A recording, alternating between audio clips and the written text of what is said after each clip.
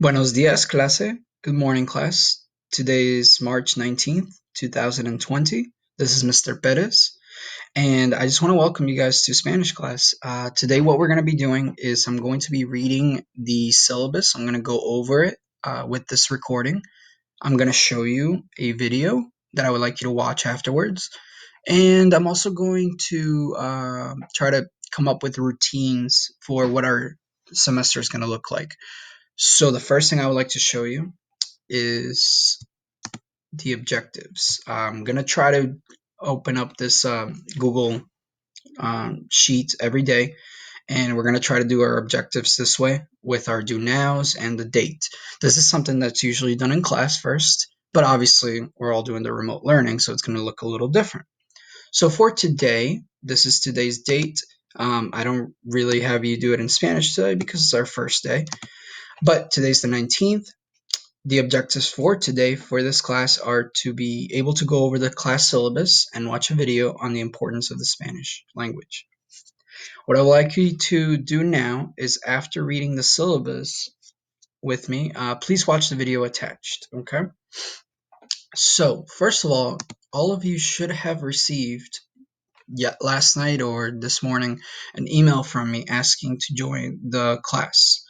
I'm going to use 8th grade as an example today, but please look out for that email so you can join your respective classes and you're in the right one, okay?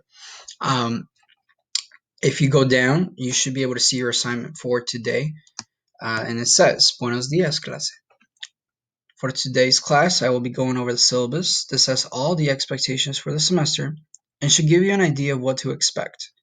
I understand that with remote teaching, it's going to look a little different based on what the syllabus says, but we're all going to try our best given the current situation we are facing. Nonetheless, I hope you're excited to learn another language. Here we go. So once you find your assignment, I want you to click on the syllabus and let's read it together. Okay, so this is the syllabus. As you can see at the very top, I have some information such as my office hours. So if you need to get in contact with me, I do have my phone on me, which is where I get my emails as well. But my office hours are Monday through Friday, 9 to 10, and 1 o'clock to 2 o'clock. If you need to get in touch with me, this is my email. And I have a little note for you guys. It says, Bienvenidos a la clase de español. Welcome to Spanish class. I am very excited to work with all of you. As many of you are aware, it was determined last year that Spanish would be the official foreign language for the Pelham Memorial School. As a first-year teacher, it is an honor and a privilege to be able to work with you guys in this district. As the year goes on, I hope to get to know all of you and have great hopes that you will all learn many things about the Spanish culture while we're exploring a new language together. If you ever need to get in contact with me, please send me an email. I'll be glad to help. Sincerely, Professor Perez. All right, so about the class. Spanish class is introduced as a unified arts special using an exploratory approach. Basically, we're going to explore different topics, different themes, and we're going to talk a lot about vocabulary. The curriculum we'll be using this year will include our textbook, Así se dice. This textbook, by the way, I usually have you guys use it in the classroom, and 6th grade, you do have the online version, which I will be assigning to you. But because we're all doing remote learning, I'm going to use the lessons that are on the online version of the textbook, and I will show you that as we go along. It's going to be new for everybody, so we'll try to do them that way. But basically, it says we're going to be using the textbook and additional resources to enhance our learning. Um, with the textbook, we will be covering what's called the preliminary lessons. These are 7 introductory lessons, as well as chapters 1 through 3. Additionally, Google Classroom will be utilized so you guys can access class notes, formative assessments, summative assessments, and additional resources to reinforce what we've covered in class. So, materials that you need for this class. Usually, I would have you guys bring a class folder for all of the paper resources that we use, but we're doing remote learning. So what I am going to ask that you guys do is please have either a notebook for this class at home or create an online folder for note taking. Part of the class is to take notes, especially when we get into the chapters. We're going to be looking at things like grammar and the way that the words work with each other. So it is important to take notes. The notes do help you for the tests. They help you for the exit tickets, which are the formative assessments. And basically, the better notes you take, the better you're going to do. I do provide class notes. So for those of you that have a hard time taking notes or feel like it's a lot or overwhelming, I do provide the notes, but it's a good habit to get used to doing your own. So we'll talk more about that. Now, you also need access to Google Classroom. So if you're reading this recording, you probably have it. So yay. All right. Preliminary lessons. First, we'll begin the trimester by learning basic vocabulary in the preliminary lessons and use this vocabulary in conversations. These lessons are used as an introduction to the language, as well as give you the opportunity to begin building confidence in speaking while creating a base for conversations. Basically, there are 7 lessons that we're going to start with. My hope is that next Monday we'll begin these lessons. We're going to start with greetings. On Tuesday, we're going to talk about how to say goodbye. On Wednesday, I'm going to teach you some cordial words. On Thursday, numbers. On Friday, the date. And then next week, we're going to finish these preliminary lessons with the time, the seasons, and the weather. Once we get into the chapters, basically once a base is created for conversation and understanding, we're going to move on to these chapters of the textbook. The chapters focus on increasing vocabulary. This is where we're going to see the grammar and communication throughout the exploration of various topics. So there are themes to these chapters, and they give us a lot of vocabulary. For example, chapter 1, the theme is how to describe one another. So we're going to look at physical descriptions, personality traits, nouns, adjectives, definite and indefinite articles, which I will remind everybody what that is. And we're going to look at a verb. So this verb, just so you guys know, when we get to the verb, this will probably be the trickiest part of the trimester. It is something that, I'll be honest with you, is not really looked at until you get to high school. But the good thing is that I'm going to expose you to it. I do have high expectations for everybody for this class, but it's going to be okay. I'm going to guide you through it. If you have any questions along the way, feel free to get in touch with me. I'll help you out as much as I can. And the reason I do this is so that when you get to high school, you do have to take a foreign language, by the way. So it's not unfamiliar to you, so that you're familiar with it, so you know how to use it, and it's really not as hard as you think. All right, chapter 2. This is everybody's favorite chapter.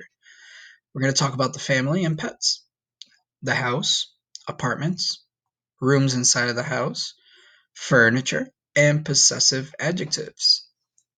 Now, in between chapter 2 and 3, I usually like to do a mini project. We'll see, because we're doing remote learning, so it might be a little difficult to do the mini project. But as this trimester moves along, I'll see if we can do that. Now, chapter 3 is the last chapter we're going to cover. The unit's basically on the classroom, school clothes, school supplies, after school activities, and we're going to talk about a lot of verbs. Okay? Now, for assessments, as you guys know, there's 2 types of assessments, formative and summative. We'll have these things called exit tickets. Now, the exit tickets are my formative assessments. I like to give the exit tickets usually at the end of. We're not going to get to the exit tickets until the chapter, but basically it's to go over content. So, for example, if we are on chapter 1 and we just learned what definite and indefinite articles are, there's an exit ticket for that. Okay? And these are the formative assessments. Now, the chapter tests will be at the end of the chapters, and these are to check for understanding of the lessons. Most exit tickets, again, those formative assessments, will consist of questions pulled directly from the chapter tests. Now, most of them, not all of them. I do this for a reason. Basically, it's to keep things consistent, and so that whatever you guys are working on with these exit tickets will be relevant to the tests. Also, it is a great way to prepare you, and because we're going to cover a lot of content, it's not just to make it easier, but it's just more straightforward. Okay. Now, these will help you to prepare for these tests at the end of each chapter.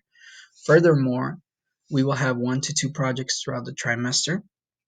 And for these projects, we'll have approximately 1 to 2 weeks for each, and they will also be graded as summative assessments. These are to supplement your understanding of the language as a whole.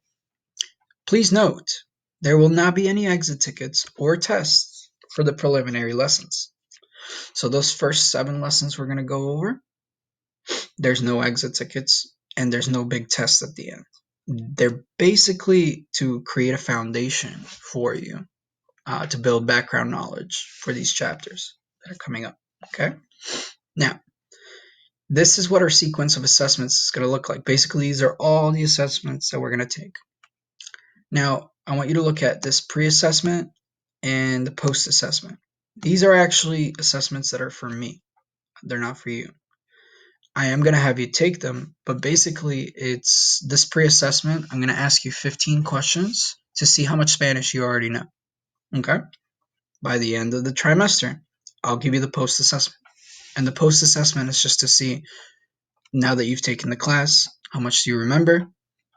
Do you know more than what you did in the beginning of the class?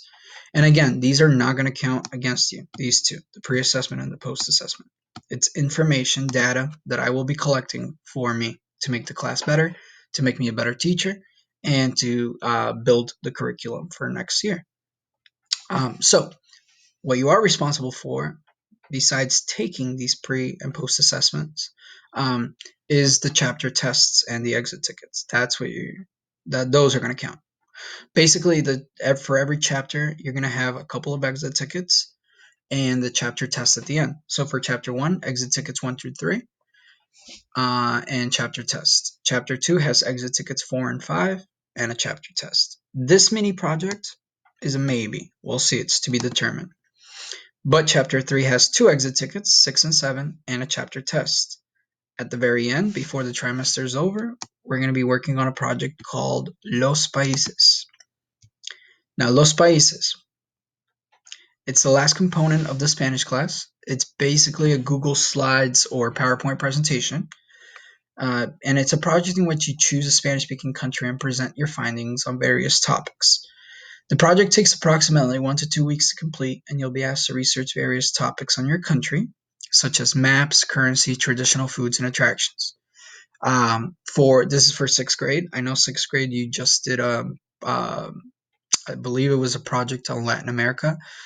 So if you still have your information, I would save it because that will save you some work. Okay? And if you really like the country you worked on, then definitely want to save it. Okay? Now, note that this project is graded as a summative assessment. More information will be provided as the project gets closer.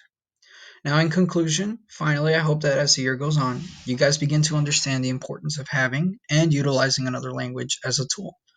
I'm going to try my very best each and every day to encourage all of you to participate, share, enjoy everything we'll be learning about the Spanish language as a whole.